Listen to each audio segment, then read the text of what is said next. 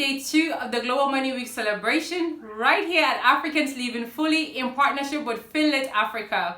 Today I'll be sharing with you some skills that as an entrepreneur, if you're able to develop and nurture over time, you can be able to increase your earnings potential for your business.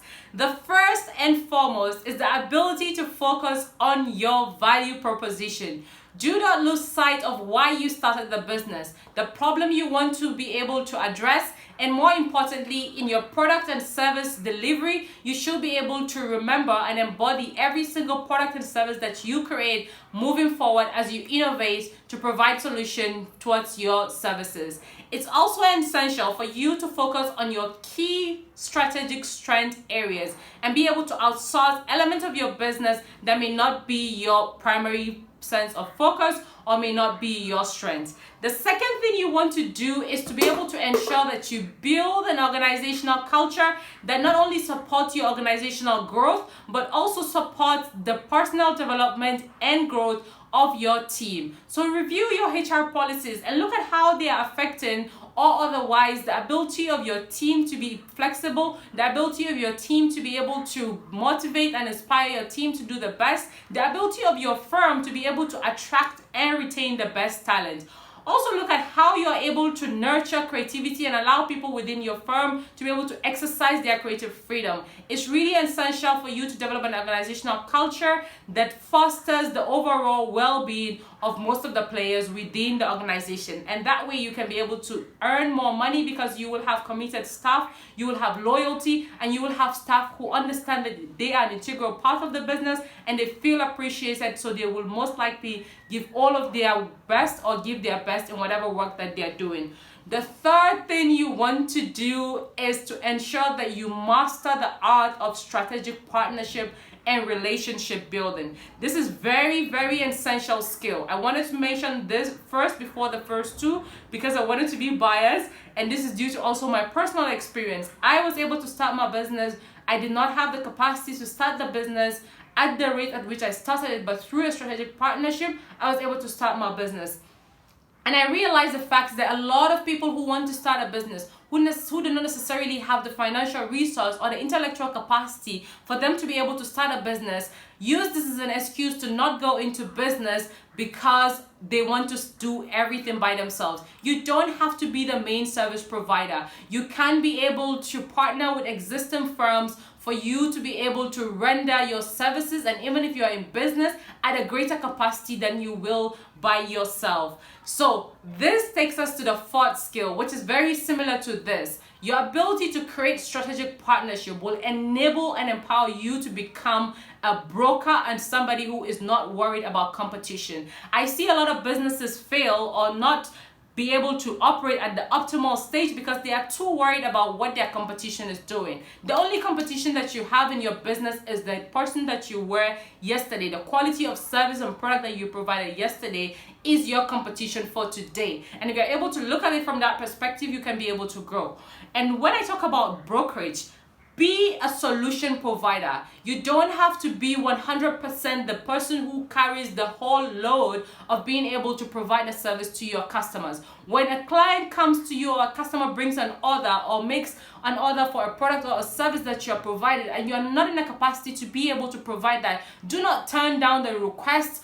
Use the strategic partnership ability that you have already created to be able to broker deals on behalf of your customers without even the customers knowing that you're not the main service providers. You don't always have to be the service providers. And this is a very simple and easy way for you to be able to start a business if you have not yet started a business, or to be able to expand the impact of your work by being a broker for other businesses. And it's essential for you to be able to negotiate non-disclosure agreements with the third party who is actually providing the service, and don't be afraid to go back or forth to negotiate better terms in order for you to be able to stay in business.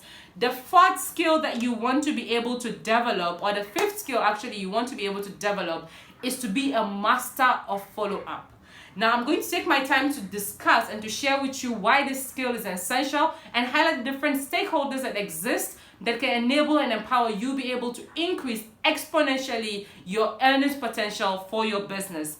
The first thing that you need to consider when you get a no from whoever it is that you have approached, it could be due to some of the following factors: timing, budget, or it could simply be they have a benchmark that they do not want to go above or below. And sometimes it simply has to do with your value exchange or your value proposition. So it's essential for you to realize that most no's that you get in business are not necessarily no, and we will never utilize your service or be a partner of you or whatever it is that you are approaching. So I'm going to be very specific. Let's say you go to a customer comes to you, they ask for your product information, and you give them the information and then you don't hear from them. All of us are guilty of not following through with some of these customers. Sometimes it means that some of the factors that I have mentioned earlier is the reason why they cannot be able to patronize you at that particular point in time, or it could simply be that something out of their control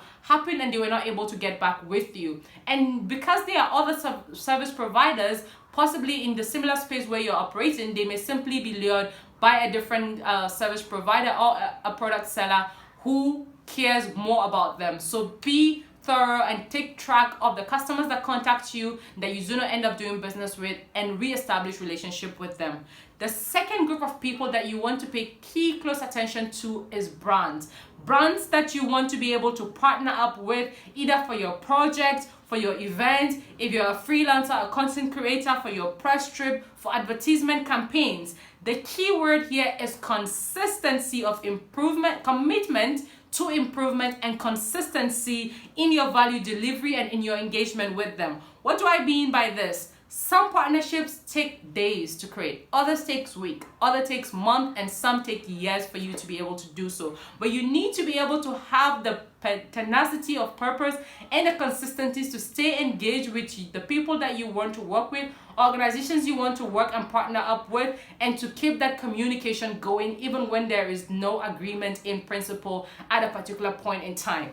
The third group of people that you want to pay key attention to and to improve your ability to go through with your follow-ups is investors, financiers, and even advisors that you want to have in your board.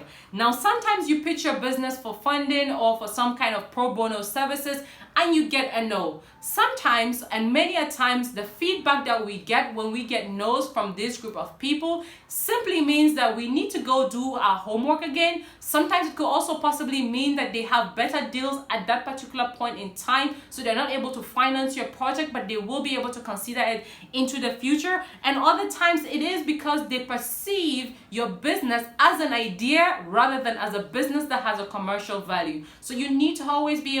So my best advice is for you to be able to take constructive criticisms and use it to refine your business ideas, so you can be able to come back with a better value proposition, with a better viability and possibility of the commercialization of your project. And more importantly, you need to keep the conversation going. Follow them on social media, be able to engage with them on LinkedIn.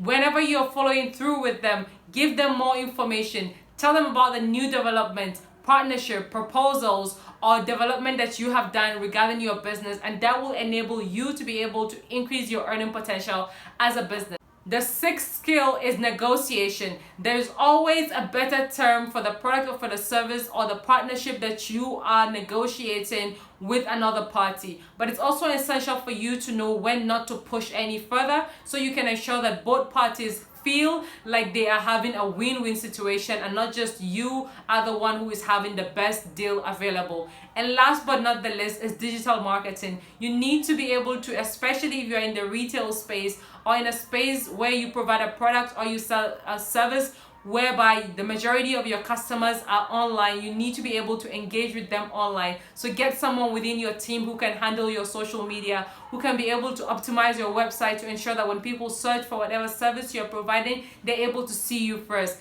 Develop engaging content for your consumers and your customers to stay in touch with you. Find influencers within your space that you can be able to develop affiliate programs for them to help you build your business to the next level. If you have any other tip that you believe that entrepreneurs need to be able to, or skill they need to be able to develop in order to improve their earning potential, be sure to drop it in the comments below. We'd love to hear. and be sure to follow Financial Literacy Africa as well as Africans Living Fully in order to get more of this information and resources to help you become more financially literate.